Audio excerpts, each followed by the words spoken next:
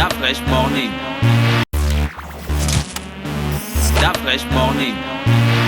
Vous êtes sur les 104.5 Urban FM, la station urbaine, et vous écoutez le Da Fresh Morning. On est avec Jean-Paul. Jean-Paul, bonjour. Bonjour la fraîche. Comment tu vas ce matin? Ça va très bien. Alors, on parle de quoi pour l'actualité internationale? Ce matin, on va s'intéresser à la levée de fonds initiée par l'Union européenne. Lundi dernier, 7,5 milliards d'euros de fonds qui seront destinés à la lutte contre le Covid-19, donc la recherche et le développement pour le vaccin, la mise en place d'un vaccin, la mise en place d'un traitement curatif.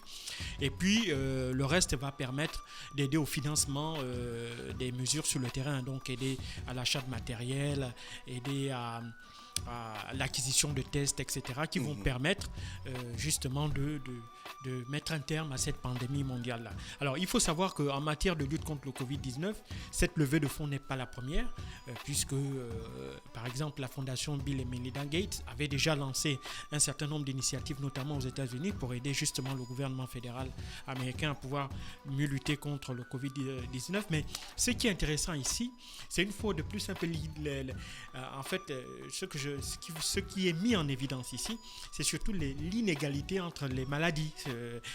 Parce que le Covid-19, par exemple, qui est une maladie qui est toute récente, elle a été découverte le 12 décembre dernier, donc elle n'a même pas encore 6 mois d'existence, et déjà, on fait un téléthon mondial et déjà, on lève 7,5 milliards d'euros.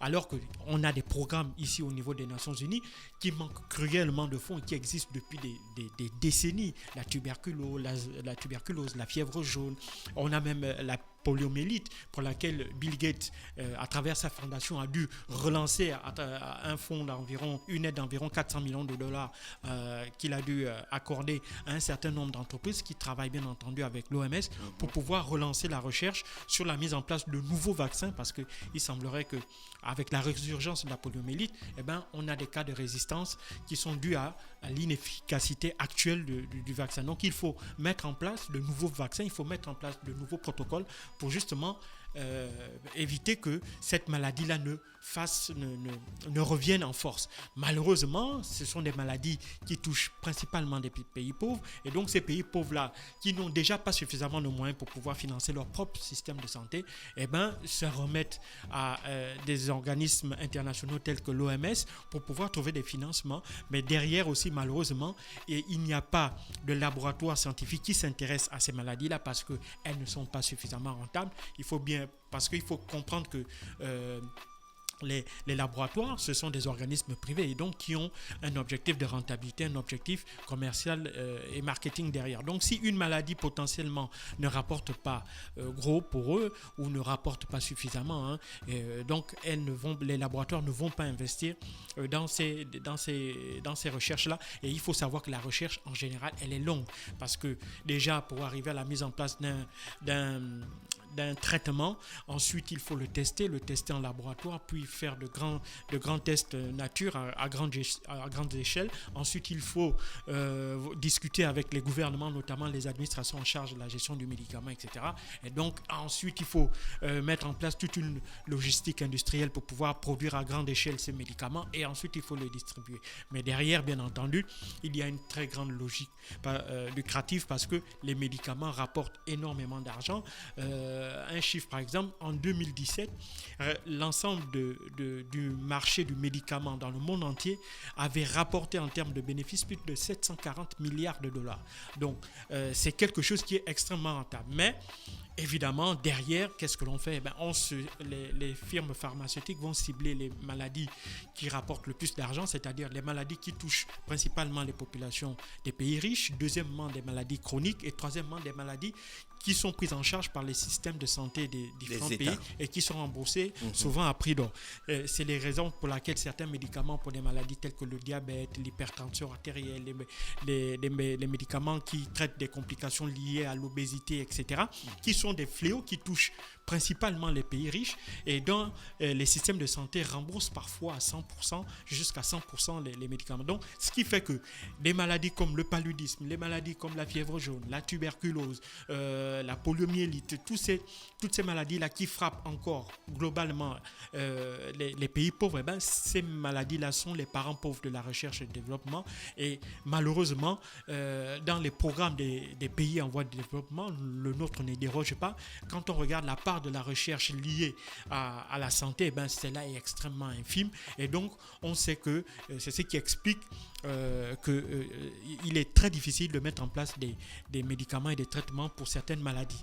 Alors, donc là aussi, une fois de plus, on a une nouvelle maladie qui frappe à 90% des pays riches. Il ne faut pas l'oublier, le Covid-19, c'est l'Afrique et les pays d'Asie du Sud-Est, disons l'Afrique, c'est moins de 10% des cas de contamination, des cas de décès de Covid-19 par rapport à l'ensemble du monde.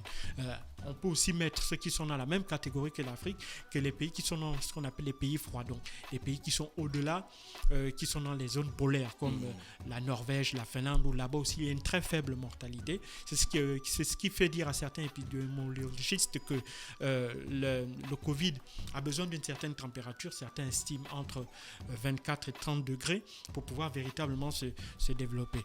Et c'est ce qui explique qu'en Afrique, selon certains épidémiologistes, que le nombre de décès, le nombre de cas infectés soit extrêmement faible jusqu'à présent. Mais donc derrière, il y a cette levée de fonds qui est vraiment extraordinaire, qui est rapide.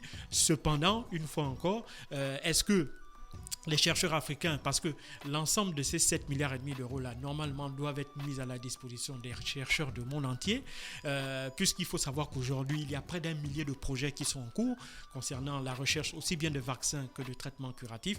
Mais il est clair que comme cette levée de fonds a été faite par l'Union européenne, il est très peu probable que des laboratoires africains, à moins que ceux-ci ne soient affiliés à des laboratoires européens, que des laboratoires ou que des chercheurs africains puissent bénéficier de cette aide-là, parce que il faut savoir que tous les pays du monde entier se lancent dans leur propre recherche, chacun avec des axes qui sont totalement différents les uns des autres. Ce qui est aussi pas surprenant à mon avis, mais qui a quand même énormément frappé les observateurs, c'est l'absence de 3 grands pays dans ce financement de Téléthon. 1, les États-Unis, 2, l'Inde, 3, les États-Unis, l'Inde et la Russie. Voilà. Alors, pour la Russie, c'est assez compréhensible parce que pour des raisons idéologiques, les Russes, en général, en dehors des programmes spatiaux, pour ce qui concerne les autres volets de la recherche scientifique et technologique, ils ne partagent pas véritablement avec les Européens. Mais par contre, ce qui est de l'Inde, il faut savoir que l'Inde, c'est le plus grand producteur mondial de génériques, et donc l'Inde a un niveau de développement aussi en matière de santé très avancé. Et donc eux aussi, ils sont un peu dans la même logique que la Chine, c'est en disant qu'il faut que pour prouver leur puissance, pour affirmer leur puissance sur le plan technologique, il faut qu'ils développent leur propre programme de recherche du début jusqu'à la fin. C'est la raison pour laquelle l'Inde, comme la Chine, a développé, et les États-Unis ont développé leur propre programme de recherche, soit de vaccins, soit de traitements curatifs en ce qui concerne le Covid-19.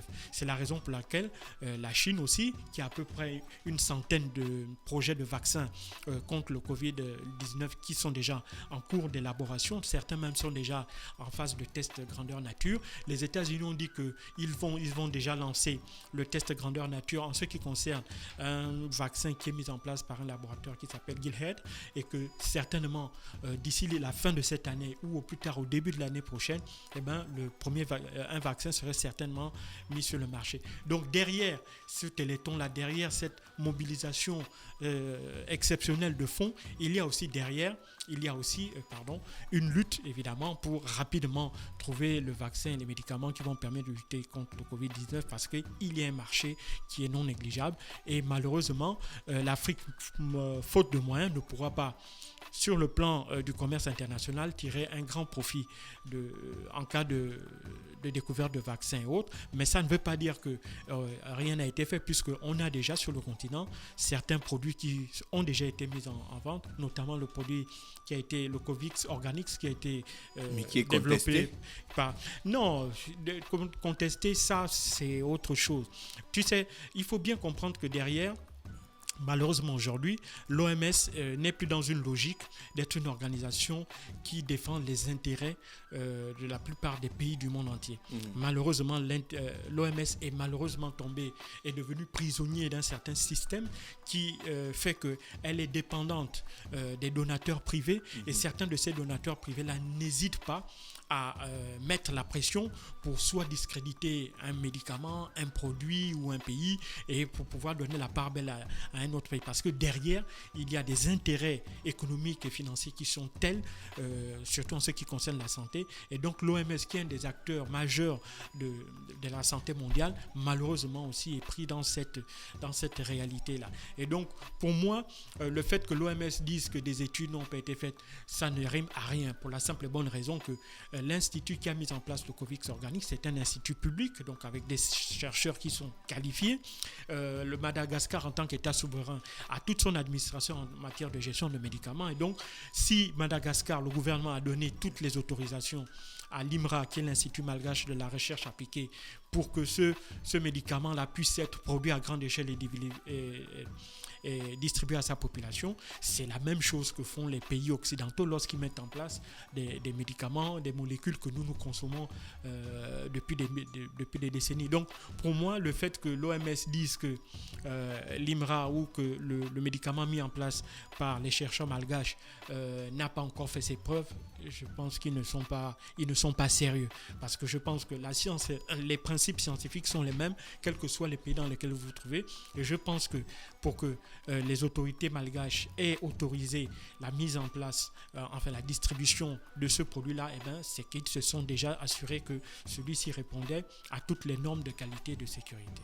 Merci Jean-Paul qui était avec nous ce matin sur les 104.5 Urban FM, la station urbaine pour l'actualité internationale. Il faut le dire que ces derniers temps, toute l'actualité mondiale tourne autour du Covid-19. Oui, parce que le monde est bloqué. C'est quelque chose que l'on n'avait jamais vu.